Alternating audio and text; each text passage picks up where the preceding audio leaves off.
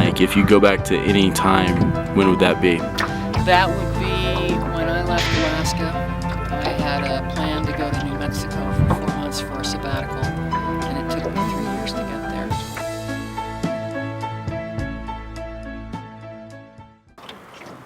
I'd go back there in a heartbeat. So that's how you got your van. You never told me how it came about. Well, see, there's way too much. I have stories you don't even want me to start. Well, yeah. I have a very large memory card, so we'll see how it goes. I'm more than willing to listen to it. I'm sure everybody that watches this channel would be as well. Yeah. You can do a series. Absolutely. I definitely plan on coming back here multiple times. So next time I come, I'll have you think about some stories. Oh, awesome! Yeah. And then let's do a series of that. I'd definitely love that. I'm sure everybody. My partner has been saying that the only way for me to finish it is to actually just sit there. Absolutely. So it's kind of like, who knows what it's going to be called? Whether it's going to be called Pickle Adventures or I don't know. The name of the van, by the way, is Miss Pickle. Miss Pickle. Miss Pickle. Miss Bertha May Pickle, because she was given to me as a gift in Texas. Nice. But she was no relation to Senator Pickle. My van's named Zepp, after Led Zeppelin. Of course. It Absolutely. looks like a Zeppelin, too. Absolutely. I love Led Zeppelin. Every time I hear a Led Zeppelin song, it makes me want to get on the road. Oh yeah. Absolutely.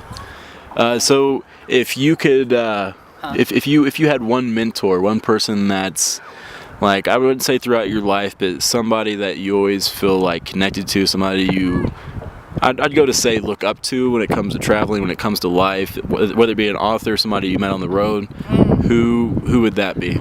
Well, actually, the person that comes to mind first is the woman who gave me the van. Actually, two women. One of them is currently 98 years old.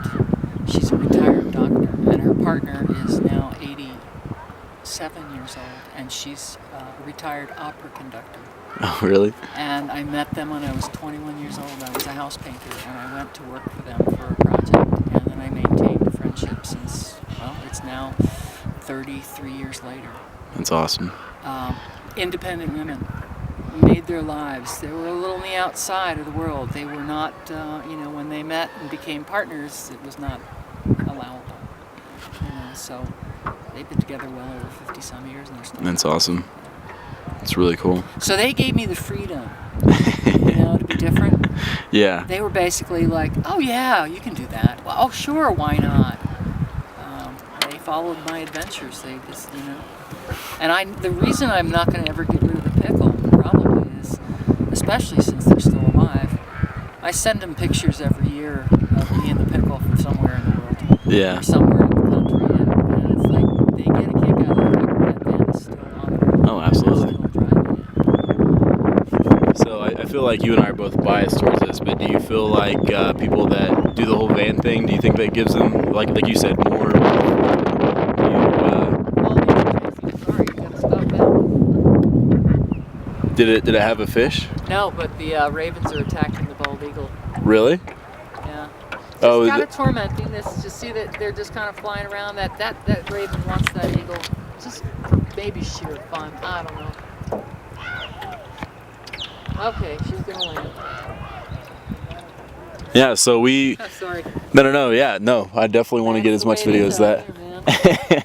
And we actually met, like, just by... Okay, we'll finish this question first. The whole van thing. Do you think that gives people more freedom? Well, I think it's a pretty much given, but do you think more people should do it, or do you think it should be... Or do you think it ever will be to that point where people will look upon it as like a positive? Because with me, when I say I live in my van, people are always like, "Oh, really?" Like, do you feel like that'll ever be part of society, or do you think it's always the people who just kind of do their own thing? I think it's always been a part of society, but most people Yeah. don't know it's out there. You'd be surprised how many people are just kind of living out in the desert. Yeah. And sometimes some of them aren't going to ever be able to come back. I mean, it's like life is really simple out there on some levels. With desert, mountain, travelers, you name it. Yeah. But as far as, VW van is different than a Dodge, but it's that, and then it's different than an RV. I mean, there's a whole subculture of RV people. That's true. God love them though, because they're in their 60s, 70s, and they're out in the world doing stuff, and those are the people that vote. Yeah. And so if they're out there in the national park lands and they see things that are going to be changing up because of an administration change, they're actually the ones vans are going to help try to preserve it more.